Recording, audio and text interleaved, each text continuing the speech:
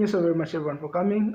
This is Xavier Mukuka, and in today's video we're going to discuss the 8 core principles of how the government officials, a country can try to make its country rich, if at all that makes sense. And we're going to try to look at how the government may try to spend the money which it is getting from the IMF, also the money which the government is getting from the international foreign aid. Yeah, so we're going to look at into these three major things, and yeah, so sit down, relax, and soak up the information that we're going to try to share on this channel, on this in this video today. Yeah, so to start with, I'm going to start with military security. Like we all know, because there will be people working, there will be people doing different activities, and if in a country if there is no peace, if there is confusion, then the country can never develop. Yeah, so the most important thing first is to make sure that the military security is balanced. You have to make sure that you have to make sure that we are upholding the civil liberties, of course, and the rule of law, just like these other developed countries. This is the most common thing that they do. Yeah, so you have to make sure that you uphold the civil liberties. You have to make sure that you are respecting, of course, the rule of law. Yeah, so that's important. And how can we do this? Like we know in Zambia, like in our country Zambia, we've got soldiers, we've got police officers, and if you are to ask me, I don't think like these guys they are skilled enough. Like the labor force that we're having at the moment, when it comes to military security, I don't think it's enough, because the criteria which the government uses to select these people is not enough, and in the end, this is when we end up having police officers who are so unprofessional. In the end, this is now how we end up having soldiers who are so unprofessional. Yeah, so it's so important for the government, it's so important for official leaders to put in some measures, so that whenever they are recruiting soldiers, whenever they are recruiting police officers, these guys meet certain requirements. Yeah, so just like what we saw yesterday, there were these guys from Luapula, Northern Province. They were caught in an act of defamation of the president. They were caught instead of justice being served, but these soldiers took the matter in their own hands, and what they started doing is that they started beating up these guys who were insulting the president, and then thereafter they let go of these guys. And of course, it doesn't make sense at all. Why arresting these guys if we're just going to beat them up? Why not taking them to the courts? That's why we've got courts. What are the courts for? Yeah, so it's so important to make sure that these guys who are being recruited, these guys who are being employed by the government, these guys who are being hired by the government to maintain law and order, they need to be professional. They need to meet the requirements, instead of just finishing a grade 12. Grade 12 isn't supposed to be the only requirement, but these guys, if anything, they need also to introduce a kind of a university for these guys where they can go, and then after that, after they are done, like for 2 years or 3 years, like what they do in other countries. Yeah, so after they are done, then that's when they can go now to their trainings, after studying what they are supposed to do, after studying how they are supposed to carry themselves, instead of the way it is at the moment. Yeah, so if we can try to improve in that area, of course it will come with a greater good, and of course it's not only the government which is going to benefit, but the entire population of our country, Zambia. Moving on to the next point, of course, being these 8 points I'm talking about. These are core 8 principles of economics, of how to try to make a poor land rich. Yeah, so these are just major core principles, 8 major principles. I've talked about military security, and now I'm going to talk about corruption. Yeah, when you talk of corruption, whichever kind of corruption you may think of, you may talk of nepotism, and of course this is a common kind of corruption, of course, which we are experiencing in our country, Zambia, whereby the guys or the people in charge of power, they're just hiring the people they know, they're just doing favor to the people they know, but for the people who don't have connections, like these guys, are left in stress. These guys are being left out, and of course, this is now whereby this comes with a risk, of course, to our country Zambia, because those people are more who are more qualified. The people are supposed to be in charge of a certain task. The people are supposed to be in charge. The right people who are supposed to be in charge of a right position. These guys are being left out. Instead, they are being replaced by what I can just term as the incompetent. People are incompetent to do the work, and yeah, so this is so unfair. And of course, this is not just unfair to the people who are being left out, but so unfair to our country Zambia, because we need to have the right people with the right qualifications for them to be in charge of that position, for them to be in power instead of corruption. So when it comes to corruption, last time I checked, we are standing in 118th position out of 180 countries. Yeah, so of course we need to do some improvements as far as where that is concerned. If we can just try to be in position like 70 position there, 60, then that can be a very good thing. But as far as it stands, as for now, nothing is good at all. We have to do a lot of changes. We have to work on the level of corruption that we're experiencing, so as to make our country Zambia rich, so as to make our country Zambia utopia, or just a perfect place whereby everyone may want to come, whereby everyone may want to come and visit. Yeah, so that's the way to go. That's how we're supposed to do things. And of course, in economics, we then different principles. The other principle being a well-educated country. So this point can never be overemphasized. In the last video, of course, I was talking about literacy rate, how well our country is educated, the level of education that we have in our country, Zambia. Yeah, so for a country to develop, you can look at different countries if you want to. You can look at the likes of South Africa. Of course, those guys, they are developed more than we are. You can try to look at different countries, such as, of course, we cannot compare ourselves to United States. We can try to look at different countries, of course, the likes of Morocco, the likes of these all Northern African countries, Egypt, Tunisia, and of course, Rwanda is also developing slowly but sure. Yeah, so for a well-developed country, for a country to develop, for a country to be rich, we have to have a population which is well educated, and yeah, we can only do this by, of course, promoting free education so that everyone can have access to school. We can try to do this by, of course, encouraging the people of the nation to go to school, so that we have to make sure that everyone has got the possibility of succeeding. Because if you've got a possibility of not succeeding, then what would be the usefulness of school? Yeah, so it's so important to create an environment whereby everyone is able to succeed. We have to create an environment whereby everyone feels motivated, and we can try to do this by giving student loans, just like we are doing. But if we can just to increase that percentage of loans being given to students, then we can see ourselves into a better position. Yeah, so it's so very important to make sure that the country is well educated. We've got a literacy rate which is 78%. Of course, that is not enough. The literacy rate, just like what I was talking about the other time, the way they measure it, is not kind of sufficient. So I have to make sure that a country is well educated, a country has got youthful kind of population which is well educated, instead of having youths who are not educated, and this leads to different kinds of crimes. Yeah, so it's so important, so vital to make sure that the country is rich, and for a country to be rich, for a country to be developed, the youth of the nation, the population of the nation needs to be well educated. This leads me to the next point, of course, good communication and infrastructure. Good communication and infrastructure.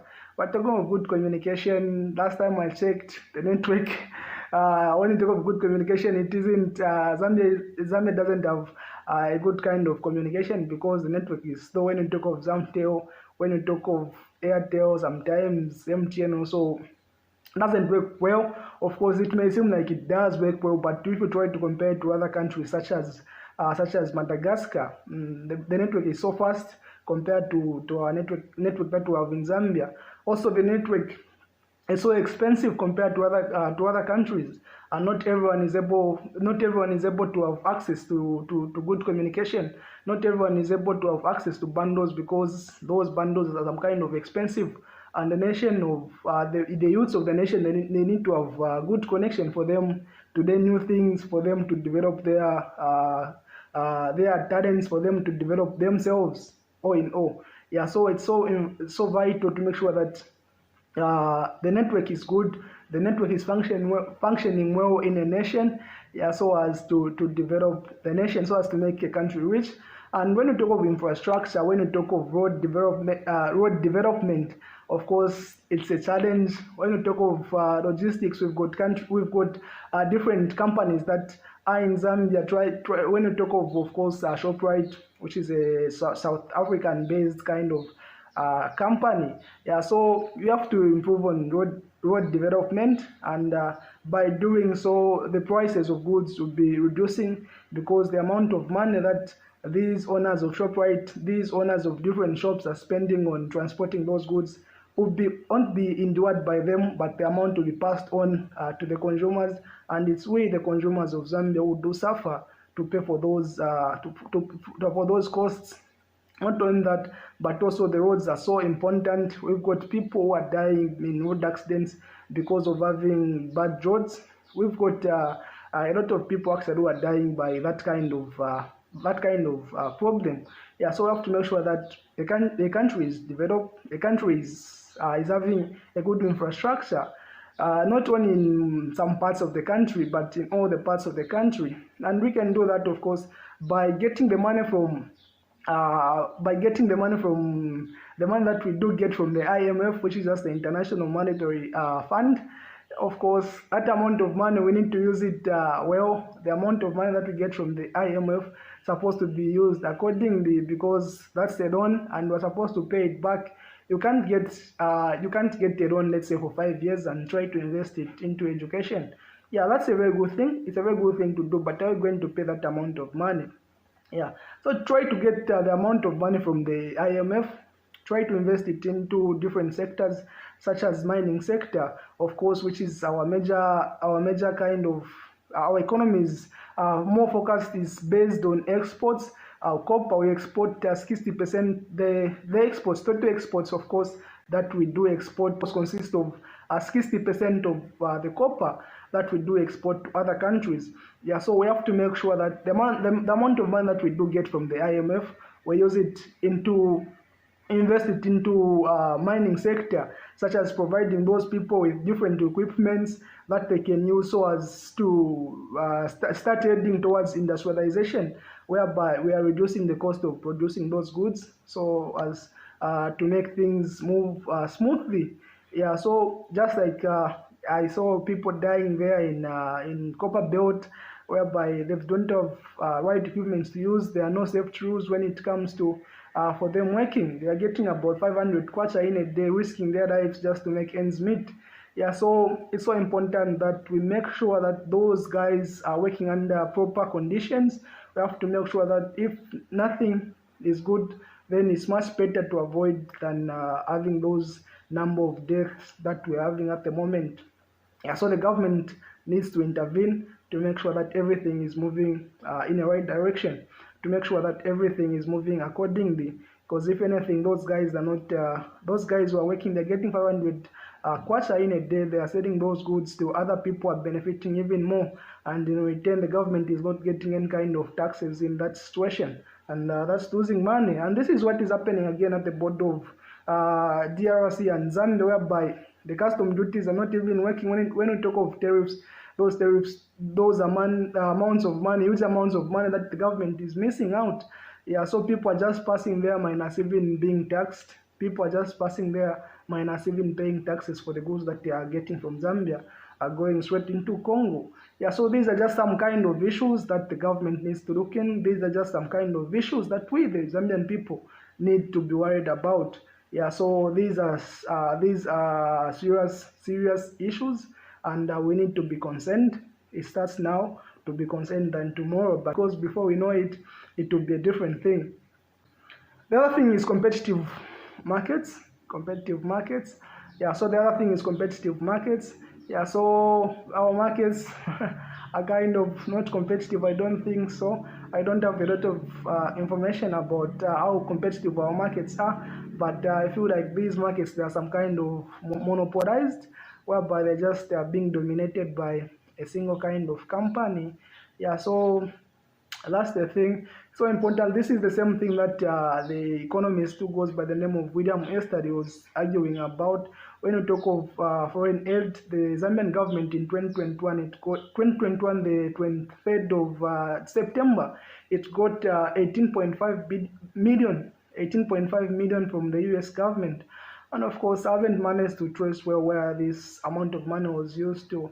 I don't know where this amount of money was being used for, but I'm sure it was just for stabilization of the exchange rate, the kwacha, because it was way above normal, above what it used to be. Yeah, but these are just some kind of issues that we need to face. We are getting foreign aid.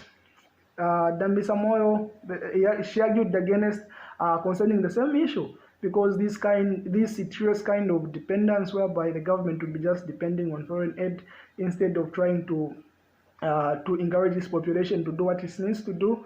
Of course, we've seen how spiritual we, the youths of the nation, are, and with all due respect, that's not a very good thing. A population which is useful and then concentrating more on religion isn't a very good thing, because it's not going to lead us to nowhere. When you try to look at developed countries, when you talk of course, Vietnam, those they are third world countries, but they are doing quite well when it comes to clothing. They are producing a lot of clothes that side, of course, which they are selling to other countries such as the United States, which they are selling to other countries all over the world. Yeah, so it's up to us now to take up the challenge. It's up to us now with what copper. What are we going to do with this copper? We have to find different means of doing things. Of course, the other way of improving a country is by creating these FTAs, which are just free trade agreements. Yeah, so if you try to negotiate with Spain, if you try like what Morocco is doing at the moment with the entire Europe, just yeah, so say okay, we'll be producing these kind of goods, we'll be selling them to you, but they'll be coming at a free cost.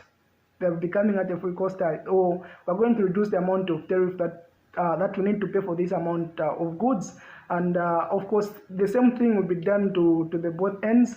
Will be importing, you'll be importing goods from Europe, and of course those goods will be coming at a free cost, but all you have to pay coming at a free cost, or it will be coming at a less cost.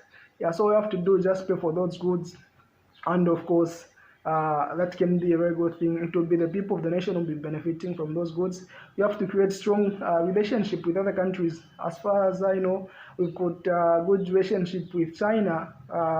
Our total 20% of our exports, of course, go to China, and about 40% of our total exports do go to Switzerland, of course, being copper. We're also producing sugar, so if we can try to see means in which we can try to process the sugar and try to export it to other countries, then to be a very good thing as well. We've got tobacco and other things that we've got cotton as well. Lukanga textiles, the one which is in Kabwe, it has been closed for a while, and that's another opportunity for the youths now. If it was open, that would have meant employment for the youths of Kabwe, for the youths of Zambia in general. Yeah, so these are just some kind of issues that we need to be focused more on. We need to focus more on road development. We need to focus more on mining industry, because that's our powerhouse. Yeah, so these are things that we need to concentrate on if at all we are trying to make Zambia the utopia kind of place. If at all we are trying to make Zambia a better place for everyone. If at all we are trying to make Zambia a perfect land. Yeah, so these are just some kind of issues that we need to be focused on. The other thing is as well is trying to reduce the number of death, trying to reduce the infant mortality rate, of course, which is just the number of children who are dying in 1,000. So you get a total number of 1,000 kids, and then how many number of kids are dying from there. Yeah, so 19 between from in 1990s, of course, the infant rate was at 109. So the infant rate was at 109. But as we stand now, as of the statistics of 2020 showed that the infant rate now is at 42.27. Yeah, so some kind of reducing. So is the life expectancy rate, the number of years a person is supposed to is expected to live. Yeah, so which is just we're standing at 64 years. Yeah, so just the person is supposed to live up to expected number of years, which is just 64. Yeah, so these are just some kind of areas that we need to work on. And I know the most important thing is trying to make youths believe that they can achieve whatever they focus more on. It's just all about creating that environment. It's all about motivation, and we shouldn't be more focused on religious things, because it's certainly not going to take us anywhere. That's all we need to be working. When it comes to working, we need to be working. When it comes to religion as well, we need to be doing things. We need to be separating these two things. It's not all about concentrating more on one just, but it's about concentrating more on the two, on both, so as to promote security, so as to promote safety, so as to promote, of course, to grow our economy of Zambia. Yeah, so these are important things that we need to put into place. And yeah, thank you so very much, everyone, for being here. Yeah, so of course, at the moment we're standing at 52 subscribers. And if you enjoy these kind of videos, you do well to share so that others do get to be part of us. You do well to like, and you do well to subscribe. Yeah, and always remember, it's all about believing in yourself, believing that you can do it. It's all about doing it for Mother Zambia. It's all about doing it for Mother Africa. It's all about doing it for the world, and it's all about doing it for yourself and your family. Yeah, so thank you so very much, everyone. It has been Xavier Mkuka, aka the Ghetto President. Thank you.